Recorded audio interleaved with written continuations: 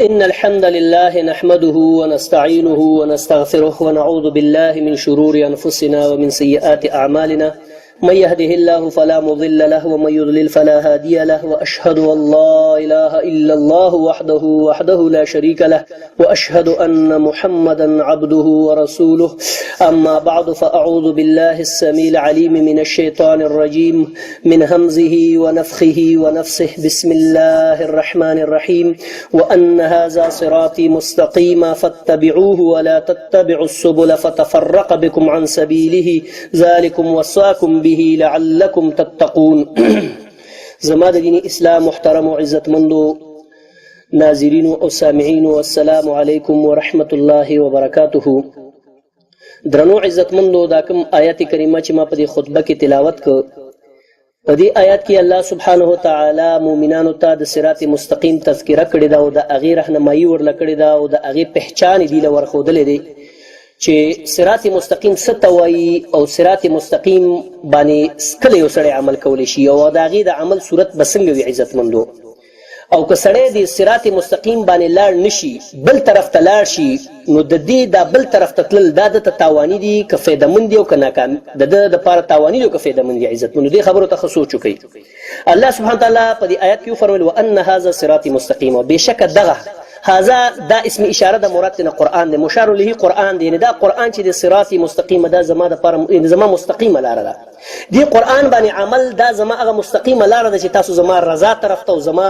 هغه نعمتونو طرف ته راولي چې کوم ما د نیکانو بندگانو لپاره تیار کړي دي. نو الله فرمایي فتبعوه، د دې پسې روان شي، ولا تتبعوا السبل، خو نور لارو پسې لاړ نشي.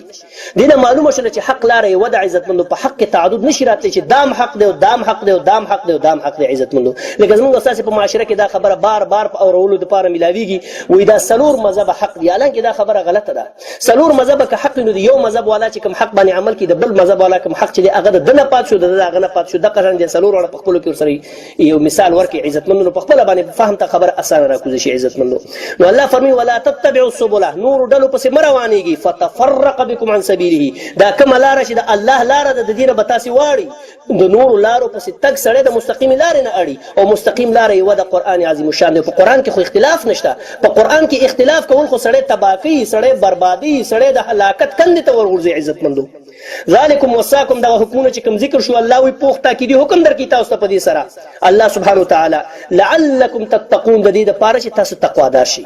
عزتمندو. اوس کو د قرآن او د حدیث په رڼا کې یو سړی دغه خبره کوي چې د الله او د الله د رسول طاعت وکړي، نو دې ته عوامو د طرف نه د بعضې مولیانو د طرف نه دا خبره په غوږونو اورولو دپاره میلاویږي، وایي دا څوک دي؟ وایي دا د امامانو ګستاخان دي، دا وایي تقلید نه مني، دا وایي د امامانو نه نافرماني کوي، د امامانو حکمونو ته هغې پورې خنداګانې کوي، د هغې استهزا کوي، د امامانو ګستاخان دي عزتمندو. اوس به راشو دې خبرې ته چې آیا دا تقلید الله سبحانه تعالی دلته د حق یوه لاره وښودله، مستقیمه لاره یې وښودله، او تقلید دوی چې کوم کوي د څلورو امامانو کې عزتمندو. اوس دې ته سوچ وکړئ عزتمندو، لاړ به شو د امامانو نه به لږ تپوس وکړو چې آیا دا تقلیدونه چې کوم د دې دا خلک په دې معاشره کې رواج کړي دي، آیا د امامان هم په دې تقلید راضي وو؟ آیا هغې په خپلو دعوتونو کې دې طرف ته څه اشاره کړې ده؟ تصریح خو پرېږده، اشاره میلاویږي؟ بالکل نه میلاویږي عزتمندو. نو په اول نمبر چې زه کوم امام رحمه الله ذکر کوم هغه امام ابو حنیفه رحمه الله دی چې دا په عقیده کې بالکل زموږ منهجه دی. هغه چې کوم عقیده ده د هغه عقیده نن سبا د هغه ته منسوب چې کوم مقلدین دي، کوم منسوب مقلدین دي، هغې د دې عقیدې نه بري او بېزاره دي، بالکل هغې د امام صاحب سره په دې عقیده کې اختلاف لري عزتمندو، هېڅ قسم توافق ورسره نه لري. امام ابو حنیفه رحمه الله نه تپوس شو واذا قلت قولا وكتاب الله يخالفه، چې کله ته یوه خبره وکړي او د الله د خبرې د هغې سره ټکراو وي، یعنې د الله کتاب کې یوه خبره وي او بله خبره ستا خبره او د هغې په مابین کې ټکراو وي، موږ به څه کوو په دې صورت کې؟ امام ابو حنیفه رحمه الله ته په جرأت سره خبره کوي، څه ورته وایي؟ اترکو قولي بکتاب الله، د الله د کتاب د وجې نه زما خبره پرېږدئ، د الله کتاب ومنئ، د الله تعزز څه شی منئ، تاسو زما د خبرې پسې ځئ. د الله خبره چې کله زما د خبرې سره هغه وګورئ وله، که زما خبره د الله د خبرې خلاف راته بالکل زما خبره پرېږدئ، د الله د کتاب پسې عمل وکړئ. دا نوم دی د څه شي؟ د قرآن اطاعت. او دارنګه ورته بیا وایي فقیل له اذا کان خبر رسول الله صلی الله علیه وسلم یخالفه، چې کله د رسول الله وسلم خبره ستا د خبرې سره تضاد راشي بیا به څه کوو؟ بیا ورته اترکو قولي بخبر رسول الله صلی الله علیه وسلم، زما دا خبره د رسول الله صلی الله علیه وسلم د حدیث د وجې نه پرېږدي، دې ته نوم ورکول کېږي د اطاعت د رسول. نو امام ابو حنیفه رحمه الله په دې خپل قول کې د قرآن او د حدیث دعوت ورکړي عزتمندو. موږ هم دا خبره کوو، موږ وایو د دې هر امام قدر او رتبه او منزله سر په سترګو قبوله ده، هغه کې هیڅ قسم شک او شبهه نشته لیکن خبره کله د دوی د قران او حدیث نه خلاف راغی موږ د الله او د الله د رسول خبره ته ترجیح ورکو عزت مندو موږ او مقلدینو کې دقه فرق دی هغه وینا قال بسیارس مرا قول ابو حنیفه درکارس هغه اما مستنده فقول مجتهده هغه مستند دی یعنی د خبرو سند چې کوم دی دا قول د مجتهد دی د مجتهد قول ته وګورو هغه زموږ لپاره دلیل دی نو عزت مندو دې خپل سوچ وکي دا خلک د امام ابو حنیفه رحم الله څومره په دې خبره کې هغه خلاف روان امام ابو حنیفه رحم الله زموږ دعوت یو دعوت دی هغه مو چې د الله او د الله د رسول خبره مقابل کې زما خبر راغی وی ګرځوي د الله او د رسول خبره په روان شي موږ هم دا خبره کوو چې د علماو د خبرو نه فائدې اخلي د دین رڼا اخلي دا مثال دی او ټارچ بلب دی د دین رڼا والی مقصود ته ځان ورسوي چې مقصود قران او حدیث دی چې کله د دوی دا خبره د قران او د حدیث نه خلاف راغله بیا بس موږ دا غي سره قسم مکلف نه بیا موږ خبره ورزو د الله او د رسول خبره په سيزو عزت مندو دا خبره بكم كتاب القول المفيد في أدلة الاجتهاد والتقليد علامة شوكاني رحمه الله په کتاب کې صفحه درويشتمه صفحه داغي دارنګي در مختار رد المختار کې ابن عابدين ذکر کړی دی په اول جزء التشبيهتمه صفحه کې امام ابو حنیفه رحمه الله فرمایل اذا صح الحديث فهو مذهبي چې کله حدیث صحیح شو بس دغه زما مذهب دی عزت مند سوچو کې صحیح البخاري په دې کې یو حدیث هم داسې نشته چې هغه ضعیف وي لکه شاه ولی الله رحمه الله د صحیح بخاري او د صحیح مسلم په باره کې کل من يهون امرهما فهو مبتدع خارج عن السنه والجماعه هر سړی چې د بخاري او د مسلم توهین کوي یا د هغه د صحیحین توهین کوي نو دا څوک دي وای دا بدعتيان دي دا مبتدعين دي او دي د اهل السنه والجماعه د پارټي نه خارج دي دا مبتدعين دي ضال مضل گمراه فرقه عزتمندونو کو او ته چاته د صحیح البخاري او روایت پیش کړي هغه وجې دا ټیک د زما د مذهب خلاف دي او امام حنیفه رحمه الله چې اذا صح الحديث فهو مذهبي او په دې باندې د ټول امت مسلمه موحدین مسلمانان اغيادهما ټول موحدین اهل السنه والجماعه په اتفاق لري چې اصح الكتب بعد كتاب الله صحيح البخاري یعنی د الله د کتاب نه وروسته چې صحیح کتاب دی د زمکه په سر صحیح البخاري او صحیح مسلم دی نو عزتمنو دې تاسو په خپل سوچ کې د دې احادیثونو نن سبارت کیږي ولی وای دا زموږ د امام د قول نه خلاف دي او امام ابو حنیفه رحم الله چې کله حدیث صحیح راغی دغه زما مذهب دی هغه غاړه خلاص کړی دا اوس کله خلک امام ته ځان منسوبوي په دې هغه خبرو کې چې کوم د امام صاحب خبرې په کتابونو کې اگر چې دا خبرې د امام صاحب نه صحیح ثابت نه دي ټول فقه حنفي هغه سند نه لري عزتمنو دا موږ په چیلن سره دا خبره کوو چې ټول فقه حنفي هغه صحیح سند نه لري د سند چې امام حنیفه رحم الله پوری سره کرا کسانو د رجال وړي چې په رجالو کې کذاب نه وي د حافظي په لحاظ سره کې کمزور نه وي یا په کې د بل راوي نوي چې هغه په ایمان او په دین باندې اعتراض د محدثینو د علماء او عزتمندو دي خپل سوچ وکړي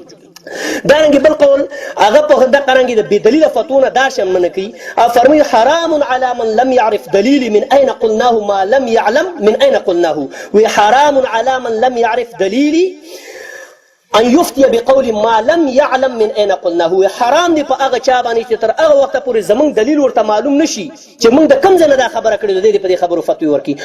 علماء کرام او د هغه طرف ته لکه عوام ټول هغه دا سوچ کې په دې خبره باندې چې یعنی دا کم مفتیان او کم مولایان چې په دې مذهب ته ځان منسوبي هغه دې خبرو ته سوچ کې عزتمنو چې د امام ابو حنیفه رحم الله د کومه خبره دلیل دی ته معلوم دی د فقه کې دومره خبره شته چې هیڅ قسم دلیل پاغي باندې قران او حدیث نشته لیکن دا خلک خپل جرأت سره فتوی ورکی داغنه کني عالمگیری او دارنګ شامی او قاضی خان دا کتابونه تاسو ګورئ عزت چرته به صحیح حدیث په سند سره تاسو بدی کې پیدا نه کی بس پلان کې ویلی دی پلان کې مولا ویلی او امام ویلی دی امام شاګرد ویلی د ټوله فقه د قال او قیل نه ماخذ شوی د عزت مون داغنه مرکبه شوی دا او د عوامو د گمراهی لپاره غټ عظیم اسباب دی عزت مون چې استعمالي دي تخپل سوچو کې عزت مون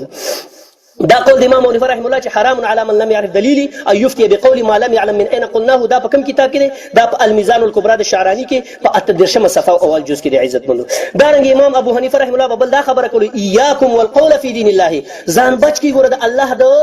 دین په خبرو کې نه د الله په دین کې خبره مکوئ د ځان نه دین ځان نه مطلب ځان نه چې دلیل در سمینه خبره ونه کې ځکه کته د الله په دین کې خبره ځان نه کې او چې دا دین دی او الله نه ویلي رسول نه ویلي دا خو ظلم دی دا خو د ځان نه خبره دا خو تقول على الله والرسول دی او د دې خلکو د پاره خو الله ډېر خطرناک سزا تیار کړی الیس فی جهنم مثوى للکافرین الله فرمایي دا کافرو صفت دی د کافر لپاره ما په جهنم کې ټکانه نه تیار کړی بالکل تیار کړی دا خلکو لپاره چې په دین کې اگر اخلي عزتمندو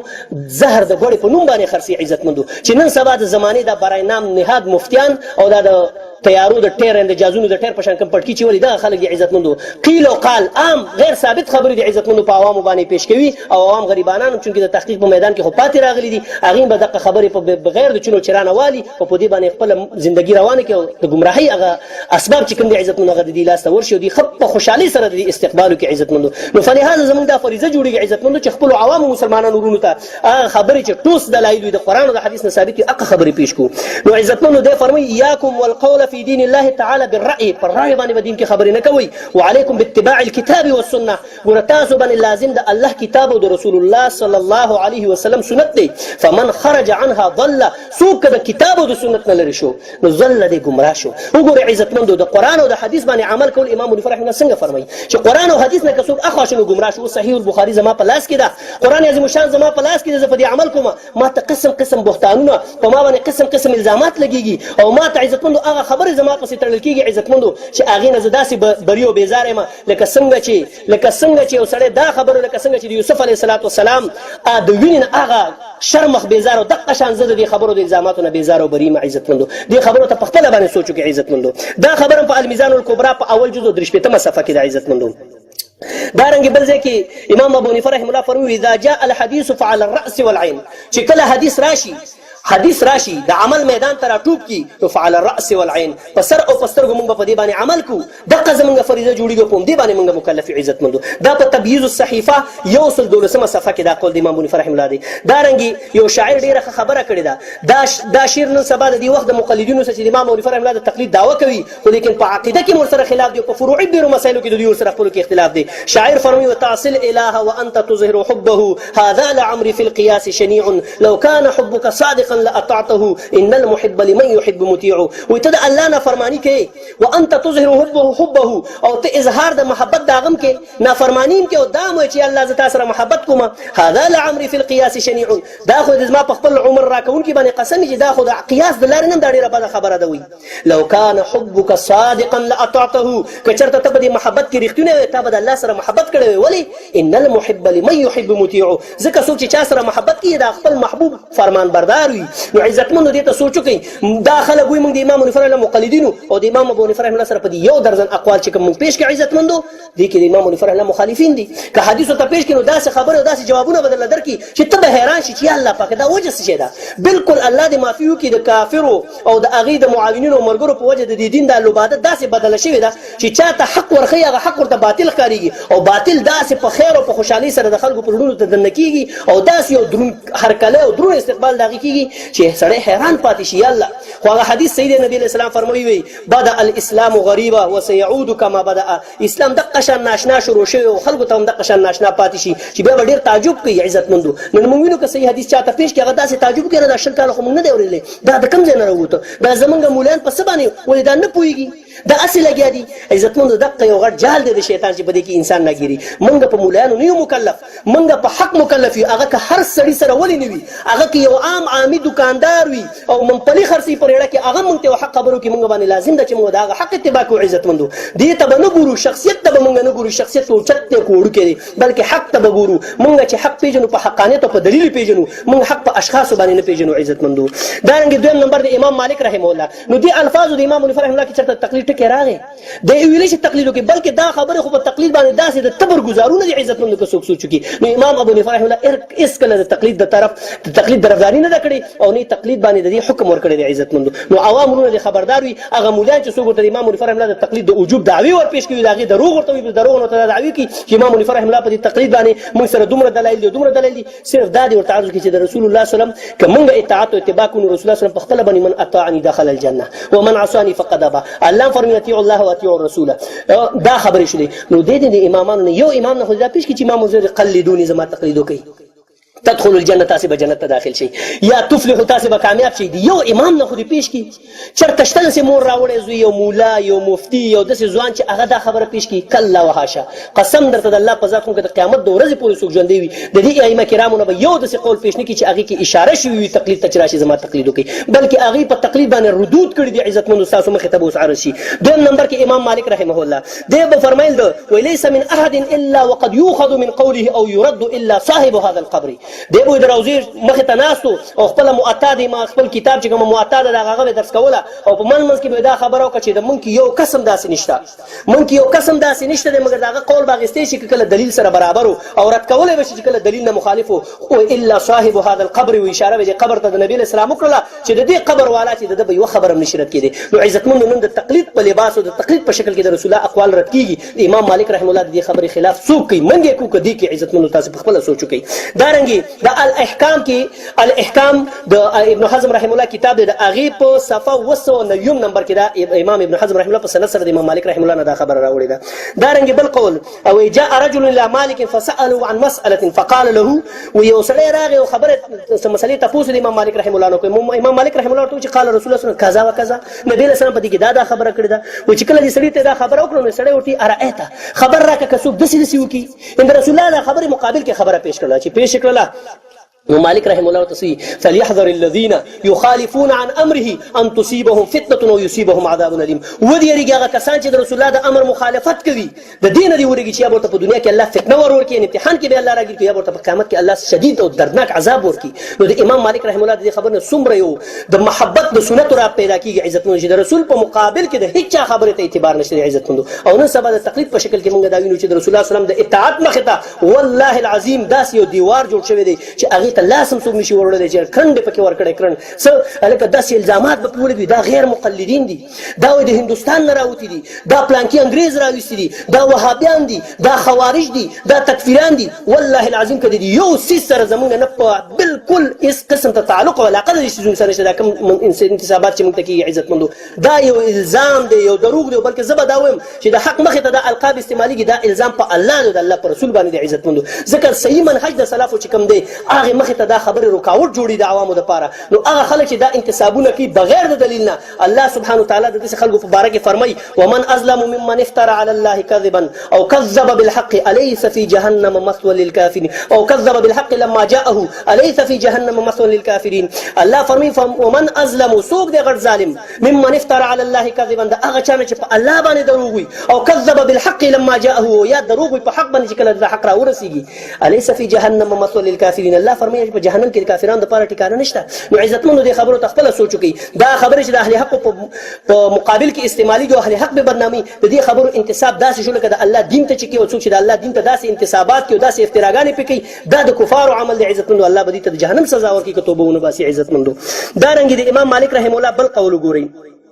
هغه فرمایي ما یو شاګرد ته فرمایي ما علمته فقل به ودله چې کله تا ته یو څیز باندې علم راغی نو په هغې باندې خبره هم کوه هغه خلکو ته هم ورښیه وما لم تعلم فاسكت چې کله تا ته په خبره کې علم نو بس خاموش پاتې شه خوله بنده که واياک ان تتقلد الناس قلاده السوء او ځان وساته د دې نه چې ته د تقلیدو کې د خلکو دغه کړۍ بده دا ناکاره کړي د تقلید دا غاړې ته وانه چي. نو ګوره خلکو ته هغه امام مالک رحمه الله د تقلید نه منې فرمایي او دا خلک وایي څلور مذهب حق دي د امام مالک رحمه الله د تقلید د حقانیت هم دي دعوه کوي او حالانکه امام مالک رحمه الله تقلید ته قلاده سو ناکاره غاړه کوي ناکاره امیل وایي عزتمندو. نو دې ته سوچو کې عزتمندو چې داخل د امام مالک رحمه الله څومره فرمان بردار دي او دغه څومره طرفدار دي بلکې د امام مالک رحمه الله په هر قول کې عزتمندو او بالخصوص په دې اقوالو کې سخت مخالف دي عزتمندو. دا په اعلام الموقعين کې علامه ابن قیم رحمه الله په اول جزء اتیومه صفحه کې راوړی ده. دارنګي معن بن عيسى فرمي سمعت مالكا ما ودي امام مالك رحمه الله نوارد يقول چې هغه فانظروا في قولي زما اقوالو کې ګوري چې کوم خبره کوم غي ته ګوري فورا په عمل مکوي فكل ما وافق الكتاب والسنه فخذوا به چې اره خبره مې د کتاب او د قران سره برابر وي د کتاب او د حدیث سره برابر و عمل پکوي وما لم يوافقهما فاتركوه او که د کتاب او د سنت نه خلاف فاتركوه زما قول پرې دی دا په اعلام الموقعين اول جزء او مصفه کې د ابن قیم رحمه الله دی. دارنګ امام مالک رحمه الله په خپل نصيحتونو کې غټ نصيحت دا کو عزتمندو ویل يصلح اخر هذه الامه دا امت دا اخري امت چې کوم دی زمونږ د زمانیه دي وي دا خلک به هېڅکله اصلاح نشي الا ما صلح به اولها مگر په هغه څیز باندې به اصلاح شي چې په کوم باندې د امت اوائل یعنی لومبني صحابه تابعین اتباع تابعین د دې اصلاح چې په کوم څه شي و دغه اصلاح به د اخري امت په هغه څیز کېږي او دا اتفاقي مسله د عزتمندو چې د صحابه تابعین او اتباع تابعین په وخت کې هېڅ قسم تقلیدونه نه ټول د قرآن او د حدیث پسې روانو عزتمندو. نو د امام مالک رحمه الله د خبرې نه دا درس راووتو چې قرآن او حدیث که د اخري امت هم راټینګ کړو دا خلک به کامیاب دي که د قرآن او د حدیث په مقابل کې تقلید ته لته ورکړه دغه خلک به کامیابي دي او کنا د قران او د حدیث په مقابل کې تقلید ته غاړه کې خدا نو دا خلک بناکامي ځکه اوائل د امت صحابه تابعین او اتباعهم دي هغه بالکل عزت مند د تقلیدونه خبر قدر هم په خوب کې نو لیدل په تصور کې دا غندو دا بیماری عزت مند نو راغلي دا نن د بدبختی د وجنه د بعض کفارو د دسیسو د هغه په مشورو باندې زموږ په مسلمانانو کې داسې ډلو ټپلې راوتی عزت مند د تقلید په نوم باندې ډیر حرام حلال شو ډیر حرام حلال او ډیر حلال حرام شو عزت مند چې د معاشره تاسو د اغه اندازه د معاشرې نه کوي شي عزت مند او دا رنګ د مقلدینو بعضی کتابونو نه چې سړی ورته ګور ډیر حیران شي چې الله کتاب سو د دې خبرې سړي عزت مند نو فلهذا دا په دویم نمبر کې د امام مالک رحم الله اقوالو چې تقلید نه پکې سخته منی راغلي د عزت مند نو فلهذا امام مالک رحم الله هم په شان د امام ابو حنیفه رحم الله کتاب او سنت ته دعوت ورکړي دي قران او حدیث ته دعوت ورکړي دي او د تقلید نشي شي د تقلید نه اغي بریو بیزارو او بلکې تقلید نه په شدت سره منع کړي د عزت مند دا د عقیده طرفنا بلکې وعید الشدید په تقلید باندې عزت مند دریم نمبر امام شافعی رحمه الله دا د هغه ائمه کرام رحمهم الله نه دي چې بعض مقلدین د عقیده تقلید د وجوب دعوی کوي په خپل کتابونو کې د سفر می دی وی اجمع المسلمون على ان من استبانت له سنه رسول الله صلى الله عليه وسلم لم يكن له ان يدعها لقول احد وی اجماع کړی د مسلمانانو ټکه چې کله تابعین او د اتباع تابعین او د غین اور پسې راشي عزت مند په زمانه کې مسلمانانو په اتفاق سره صحابه تابعین اتباعهم هلم مجر الى زماننا هذا ټول پکې حسابي عزت مند یعنی ټول مسلمانانو اجماع کړی د پدی باندې علی ان پدی خبره من استبان تغه سوچ خارش له هدت سنت رسول الله صلی الله علیه وسلم د الله د رسول صلی الله علیه وسلم سنت سشي باندې اجماع لم يكن له جائز ندی د کس لپاره ان يدعها لقول احد چې دا سنت بیا د چا د قول د وجنه پری عزت مند خپل باندې تاسو سوچو کې عزت مند امام شافعی رحم الله سویلی یعنی د سنت په مقابل کې چې کله تاسو سنت مخه تراغه نو بیا به د چا د قول پسې نه ګرځيږي اوس که زه په صحیح البخاری عمل کوم په هغه کې صحیح حدیث ماته مخه ترازی او دا حدیث دی یو امام د قول نه خلافي نو په هغه په وجه ولی ماته قسم الزامات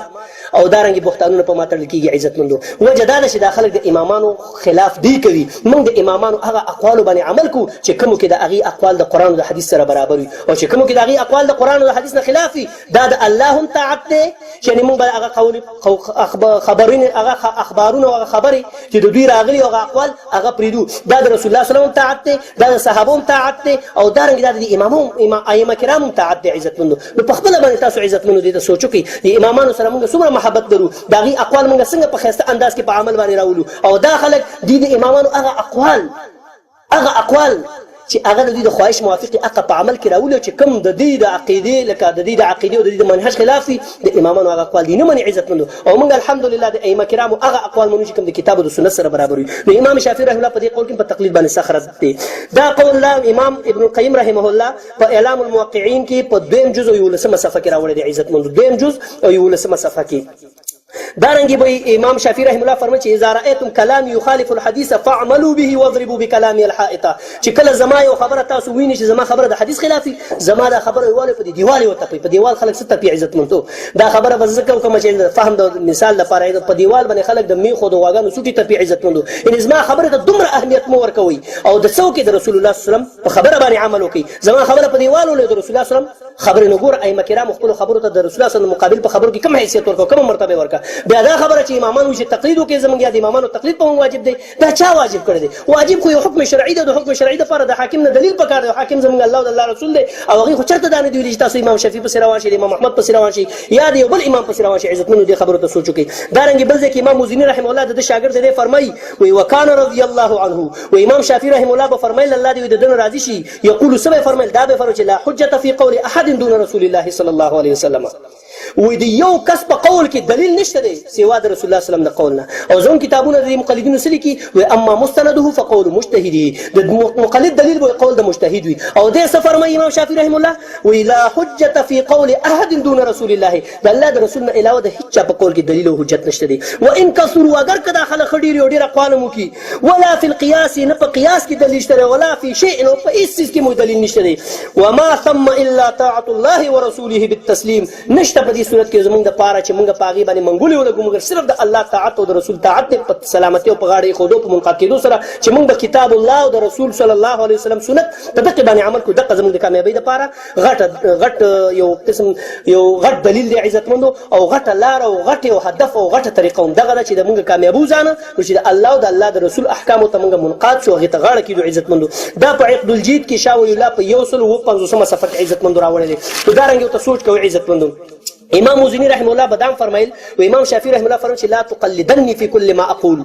زما پر خبره کې تقلید مکوئ وانظر في ذلك و ما ته دامي چې وانظر في ذلك لنفسك فانه دين. زه چې کوم خبره کوم په دې کې خپل ځان لپاره سوچ کوم دا دین دی چې دین کې ته چې کوم ځان لپاره اساس ما د خبرو نه دا خو دین شو چې دین شو په دې خبرو کې سوچ کوه که کوم خبره زما د دین د اصول نه خلاف نو په هغې عمل مکوه. دا حجت الله البالغه او دارنګې عقد الجید کې شاه ولی الله رحمه الله په همدغه مذکوره صفحه کې فرمایلې ده. دارنګې دا خبره هم کوله چې كل ما قلت وصح عن النبي صلى الله عليه وسلم خلافه هر هغه خبره چې ما کړې د رسول الله صلی الله علیه وسلم نه د هغې په کې خلاف خبره نقل شي نو فخذوا بالحديث تاسې په حدیث عمل کوئ ولا تقلدوني او زما تقلید مه کوئ. دا په ابن ابي حاتم کتاب کې په 93 صفحه کې او دارنګې ابن اساکر په 15 جز 9 صفحه کې عزتمندو په سند سره راوړې ده. دارنګې بل ځای فرموي اذا رايتموني اقول قولا وقد صح عن النبي صلی الله علیه وسلم خلافه ولم اذهب اليه وایي که تاسو یو قول زما ونیسئ یو قول کوم د رسول الله صلی الله علیه وسلم نه داسې یو قول نقل شي زما د قول خلاف وي نو پوه شئ چې زما عقل تللی دی. یعنې که تاسو ته د هغې دعوت درکړم چې زما خبره ومنئ د رسول الله پرې نو بیا زما عقل تللی دی بیا زه لیونی یم او د لیونو خبرې نه منل کېږي. امام شافعي رحمه الله ګوره د رسول الله صلی په مقابل کې څه وایي بیا زه لیونی یم پوه شئ زما عقل کار پرېښی دی یعنې د رسول الله صلی خبرې ته به ترجیح ورکولی کېږي او دقه به منلی کېږي. دا په آداب الشافعي 93 صفحه کې دا قول موجود دی عزتمندو. دارنګې بل ځای کې فرموي كل مسألة تکلمت فيها صح الخبر فيها عن النبي صلى الله عليه وسلم عند اهل النقل بخلاف ما قلت وایي هر هغه خبره چې ما پکې یو خبره کړې وي د رسول الله صلی الله علیه وسلم نه په هغې کې صحیح سند راغلی وي او د اهل نقل په خلاف باندې وي زما خبره نو فانا راجع عنها زه د خپلې خبرې نه رجوع کوم فی حیاتي و بعد موتي. دارنګې په ژوند کې هم زه رجوع کوم او پس د مرګ هم زما رجوع ده. نو عزتمندو مونږ ګورو د فقه حنفي کې په فقه شافعي کې په فقه مالکي کې دارنګې په فقه حنبلي کې چې کوم مسائل راغلي دي که د کتاب او د سنت سره برابر وي مونږ على رأس العين په هغې عمل کوو. د څه د دې د وینا نو کې دا اشخاص غټ دي بلکې موږ د دې وایي دا خبره د کتاب او د سنت سره برابره ده او چې کله د کتاب او سنت سره د دې خبره برابره نه وه نو موږ عزتمندو ښه په ادب او په احترام زه مجتهد دی خطا شوی دی الله به بیا مې اجر ورکړي خو لیکن موږ باندې اتباع د کتاب او د سنت لازمه ده او په دې کې د دې ائمو په اقوالو باندې بهترین عمل کېږي. عزتمندو که سوچ عقل والا ورته سوچ او فکر وکړي انشاءالله په هغه باندې دا خبره بعیده او مخفي نه پاتې کېږي انشاءالله. دارنګې بل حدیث دی د امام شافعي رحمه الله بله خبره ده آداب الشافعي کې په همدې مذکوره صفحه ده هغه تقریبا 93 صفحه هغې کې کل حدیث فهو قولي هر حدیث چې تاسو ته میلاوي به دقه زما خبر ده وان لم يسمعوا مني اگر که تاسو دا حدیث د معنی نه وي اورېدلی یا مو دا خبره د معنی نه وي اورېدلی صحیح البخاري ټوله دا داسې شوله که د امام شافعي رحمه الله خپلې خبرې وي مثال په طور باندې دا خبره کوو یعنې هغه دعوت ورکړی څه ته چې حدیث باندې عمل وکړي. نو که څوک د امام شافعي رحمه الله په خبرو باندې عمل کړي نو په حدیثو باندې عمل وکړي دا د امام شافعي رحمه الله په خبرو باندې عمل دی عزتمندو. دارنګې بل ځای کې وي اذا وجدتم في کتابي خلاف سنة رسول الله صلی الله عليه وسلم فقولوا بسنة رسول الله چې کله تاسو زما په اقوالو کې یو خبره پیدا کړي چې د رسول الله صلی الله علیه وسلم د اقوالو نه خلاف وي نو د الله د رسول په خبرو باندې عمل وکړي ودعوا ما قلت او ما چې څه خبرې کړې پرېږدئ او په بل یو کې فاتبعوها د الله د رسول خبرې ومنئ ولا تلتفتوا الى قول احد د هېچا قول ته رجوع مه کوئ التفات مه کوئ د بل چا قول ته د چا قول ته رجوع کوئ د الله او د الله د رسول قول ته یعنې چې کوم ځای کې تاسو د رسول الله صلی الله علیه وسلم یو حدیث ووینئ چې هغه زما د قول نه خلاف وي نو تاسو د رسول الله صلی الله علیه وسلم په قول باندې عمل وکړئ. دارنګې امام مزني رحمه الله فرموي فمن اراد علم الشافعي څوک اراده لري چې زه د امام شافعي رحمه الله علم حاصل کړم چې د هغه څومره علم ولکه امام شافعي رحمه الله ډېر زبردست عظیم محدث تېر شوی دی عزتمندو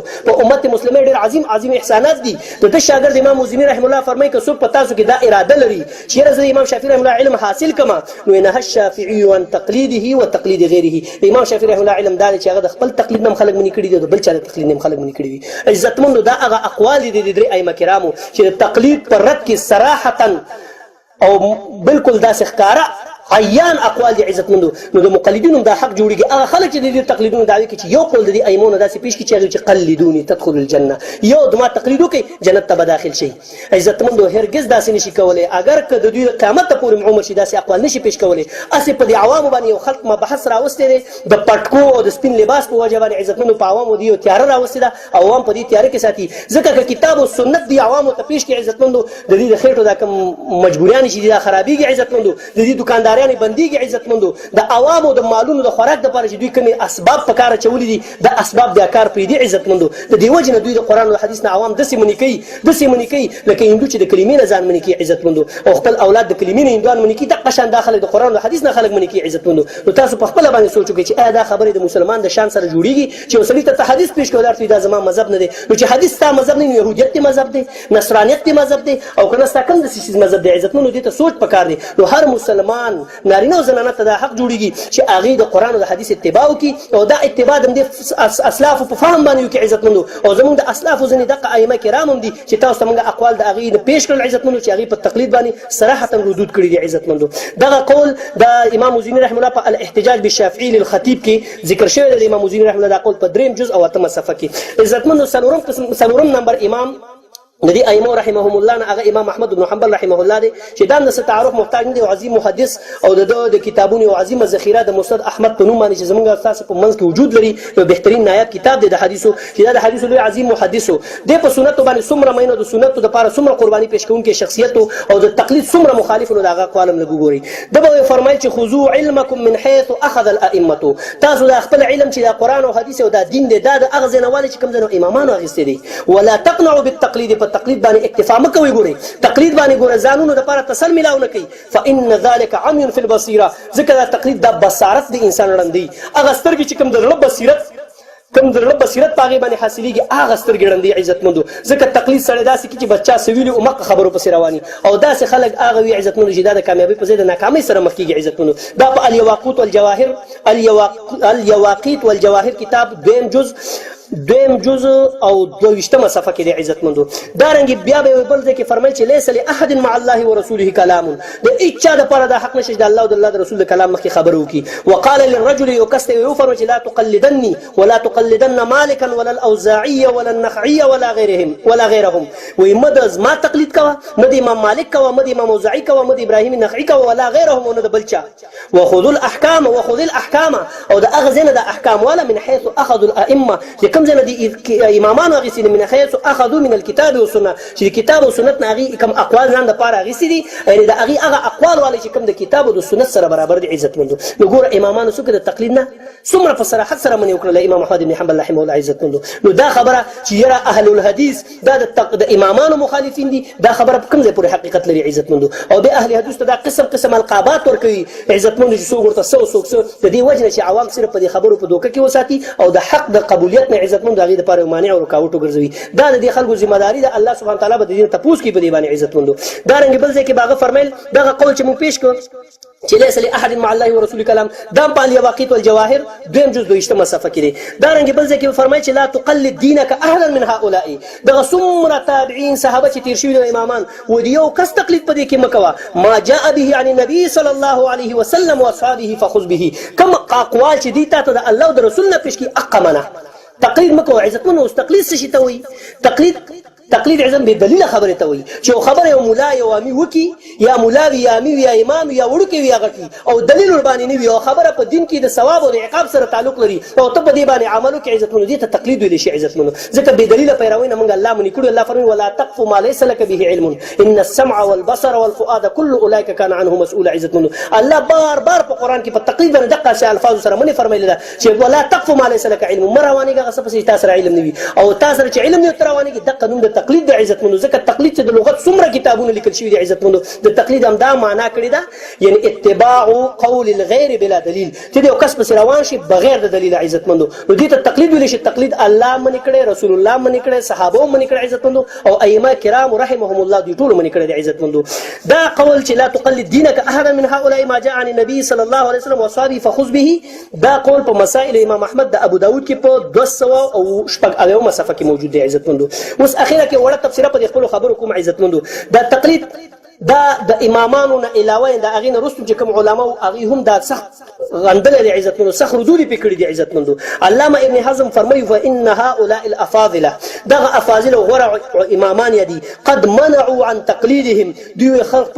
د خپل تقلید نه هم خلک منی کړو او تقلید غیرهم او د نور خلکو د تقلید منی کړو فقد خالفهم من قلدهم او هغه خلکو مخالفت کړي دي امامانو چې چا دي امامانو تقلید وکړه علامه ابن حزم رحمه الله په النبذه الكافيه او یو صفحه کې دا خبره کوي و دي امامانو دي غوره کسانو امام ابو حنیفه امام شافعي امام احمد بن حنبل امام مالک رحمهم الله دي و د تقلید خپل تقلید نم خلک منی کړو او د نور مولانو د تقلیدونو نم خلک منی کړو نو هغه خلک چې دي تقلید کوي دي اصل کې خپل د امامانو مخالفت وکړو نو عزتمند په خپل سوچ کې د علامه ابن حزم رحمه الله په نظریه کې من اهل الحديث د امامانو مخالفین شو او کنه د خپل هغه مقلدین چې ځانونه دي ډلو ته منسوب کوي او د امامانو ته هغه د مخالف شو عزتمند نو سلف الحمدلله زمون مرګري دي سلف او ائمه زمون مرګري دي عزتمند نو دا الزام لګول په مونږ باندې چې دوی د ائمه ګستاخان دي دا دروغ دي عزتمند اصل کې دا د خپل هغه کوم عیب چې د هغه انتساب مونږ ته کې د دې وجه چې عوام د دوی په دې عیوب باندې خبردار نشي عزتمند خو الحمدلله د تحقیق زمانه ده عوام تم پته لګیدل دا ولله الحمد يدخلون في دين الله افواجا چې ډلې الحمدلله راځي او د اهل الحديث مسلک هغه ته بار قائل کیږي او هغه باندې عمل شروع کوي عزتمند او دا الله خصوصي کرم او فضل ان شاء الله په دې اخري امت باندې چې الله سبحانه تعالی په دې کې اهل حق په هر زمانه کې د قیامت پورې به پیدا کیږي او پیدا به وي ان شاء الله هیڅ قسم ظالم د دې مخ نشي نیول عزتمند دا رنګ علامه ابن تیمیه رحمه الله فرمایي و اما ان يقول قائل هغه کڅوګ وایي چې سوي چې يجب على العامه په پلان کې یعنی عوام باندې واجب دی تقلید فلان او فلان د پلان کې او د پلان کې مولا تقلید هو فهذا لا يقوله مسلمان سره دا خبر نه کی چې تقلید پلان کې امام په پلان کې عوام باندې واجب دی یعنی نن سبا مسجد عوام باندې تقلید واجب دی ډیر بیانونو کې دا خلکو او کتابونو کې لیکلي عزتمندو لیکن ابن تیمیه رحمه الله فرمایي دا قول د مسلمان نشي کېدی دا خبره په 13 جز 120 صفحه کې خپل مجموع فتاوا کې ذکر کړی دا علامه سیوطی رحمه الله جلال الدین سیوطی رحمه الله فرمای وی والذي يجب قسم بالله وی والذي هغه خبر يجب چې واجب د پمن باندې چې وی کو ان هغه دا خبره یقال چې ویل شي کل من انتسب هر هغه څوک چې ځان منسوب کی الی امام یو امام ته غیر رسول الله صلی الله علیه وسلم چې دا امام د رسول الله صلی الله علیه وسلم علاوه بل څوک یوالی علی ذلك ويعادي عليه چې د دې لپاره دوستین کوي او د دې لپاره دشمنین کوي فهو مبتدع دا سره بدعتي دی دا غټ مبتدع دی دا په دین کې نوې ایجاد کی ذکر تقلید مقلید او انتسابونه دا په دین کې نوې شونه دي خارج عن السنه والجماعه دا اهل السنه والجماعه د ډلې نه خارج دی بدعتي دی سواء كان في الاصول او الفروع دا برابر خبره دغه انتساب د کدا په اصولي مسایلو کې او په فروعي مسایلو کې دا په الکنز المدفون صفه یوسل نه حاصل وختمه کې جلال الدین سیوطی رحمه الله دا خبره ذکر کړی دا رنګ امام محمد رحمه الله چې دا امام ابو حنیفه رحمه الله په شاګردانو کې مشهور فقيه امام دی د فرمایي ولو كان التقليد جائزا کچرته تقلید جائز وي امام محمد رحمه الله خبره د عزتون الله په غور سره واوري لو كان التقليد جائزا كان من مضى من قبل ابي حنیفه وکچرته تقلید جائز وي نو دغه تقلید جواز به بیا د هغه چا د پاره مو چې د هغه تقلید شوی چې کوم د امام ابو حنیفه نه مخکې تیر شوی دي که حسن البصري لکه حسن بصري امام حسن بصري رحمه الله دا مشهور تابعی دی د تقلید به بیا جائز وي او دارنګ ابراهيم النخعي او د ابراهيم النخعي تقلید به جائز وي